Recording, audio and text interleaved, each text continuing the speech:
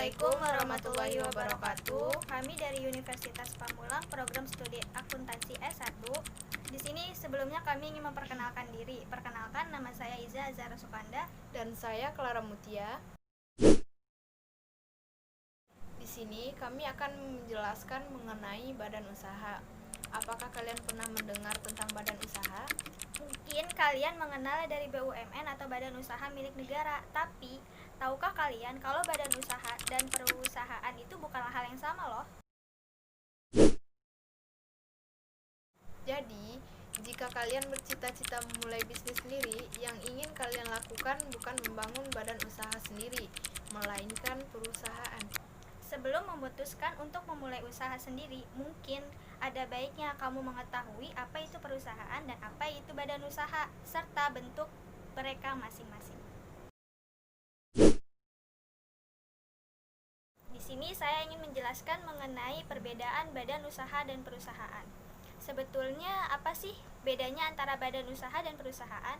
Singkatnya, badan usaha adalah lembaga, sementara perusahaan adalah tempat di mana badan usaha tersebut mengelola faktor-faktor produksi. Badan usaha merupakan kesatuan yuridis atau hukum, teknis, dan ekonomis yang bertujuan mencari laba dan keuntungan. Meskipun sering disamakan dengan perusahaan, sesungguhnya mereka adalah dua hal yang berbeda.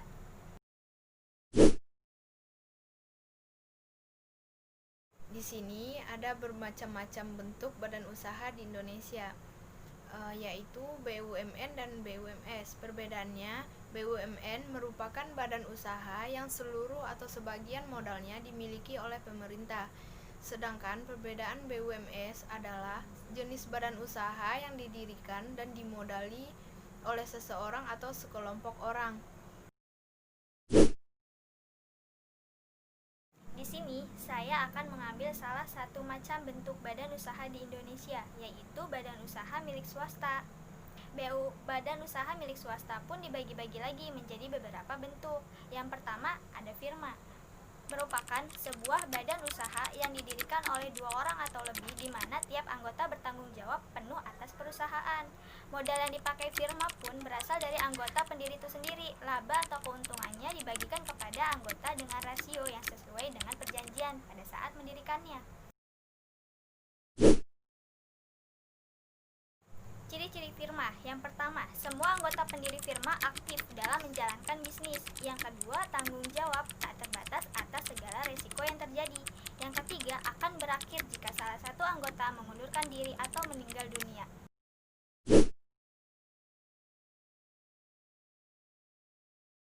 Yang pertama, ada kelebihan. Kelebihan yang dimiliki oleh firma diantaranya adalah: yang pertama, hanya perlu kesepakatan semua pihak yang akan mendirikan firma tanpa persyaratan lain. Yang kedua, ada tidak membutuhkan akte formal, hanya akte di bawah tanda tangan. Yang ketiga, modal lebih cepat cair. Yang keempat, lebih mudah berkembang. Yang kedua, ada kekurangan. Sedangkan kekurangannya itu adalah: pertama, punya tanggung jawab yang tak terbatas apabila ada risiko. Yang kedua, bisa mengancam kelangsungan hidup perusahaan bila salah satu pendiri meninggal dunia atau mengundurkan diri. Yang ketiga, sulit dalam peralihan pimpinan dan sering terjadi konflik internal. Yang terakhir, ada kesulitan menghimpun dana besar serta mengikuti tender dalam jumlah tertentu.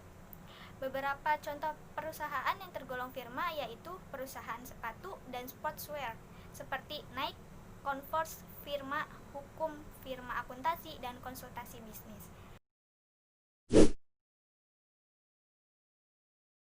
Yang kedua, perusahaan perseorangan atau persero.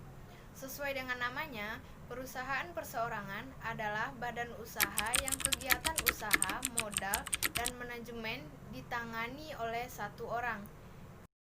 Yang pertama, dimiliki oleh perorangan atau sendiri. Yang kedua, pengelolaan terbatas atau sederhana. Sedangkan yang ketiga, modal tidak terlalu besar. Yang keempat, kelangsungan hidup usaha, ketergantungan pada pemilik perusahaan. Adapun kekurangan dan kelebihan dari persero. Yang pertama, kelebihannya yaitu dapat mudah dimulai. Yang kedua, biaya tergolong rendah. Yang ketiga, bebas dalam mengelola perusahaan. Adapun kekurangannya yaitu kemampuan perusahaan terbatas karena hanya sendiri dengan anggaran yang kecil. Yang kedua, tenaga kerja dan manajemen terbatas. Yang ketiga, kebutuhan modal yang dapat dipenuhi oleh pemilik juga kecil.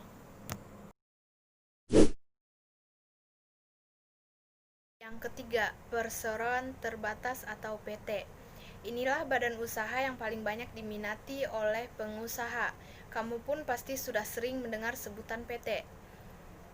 Namun sebenarnya kenapa bentuk badan usaha ini banyak digemari oleh pengusaha? Perseroan terbatas memiliki banyak kelebihan yang menonjol dibanding bentuk badan usaha yang lain.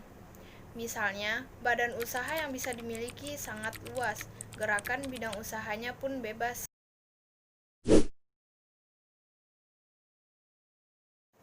Adapun kelebihan dan kekurangan dari PT tersebut.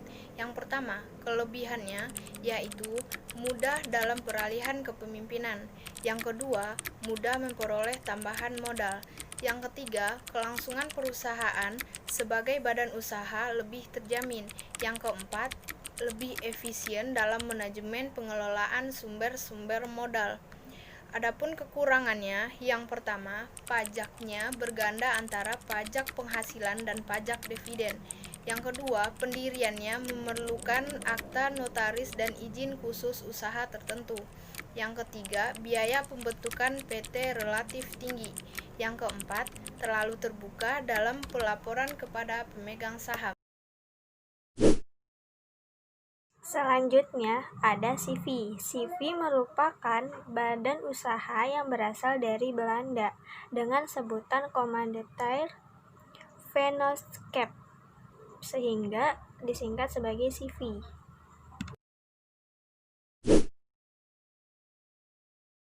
Ciri-ciri CV.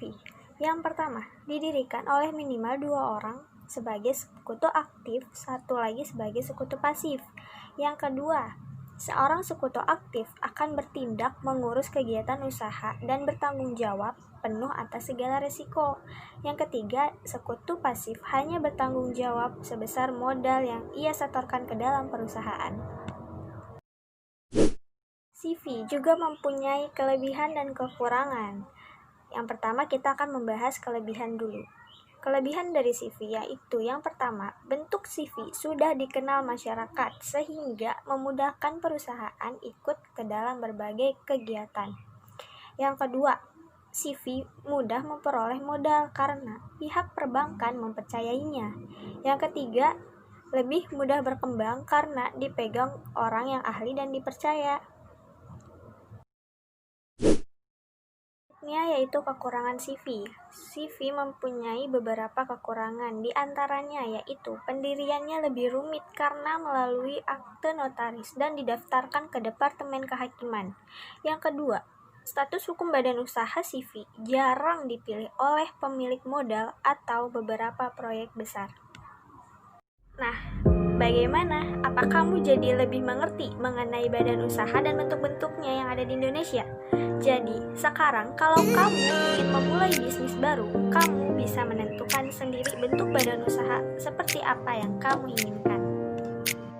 Sekian penjelasan dari kami, kurang lebihnya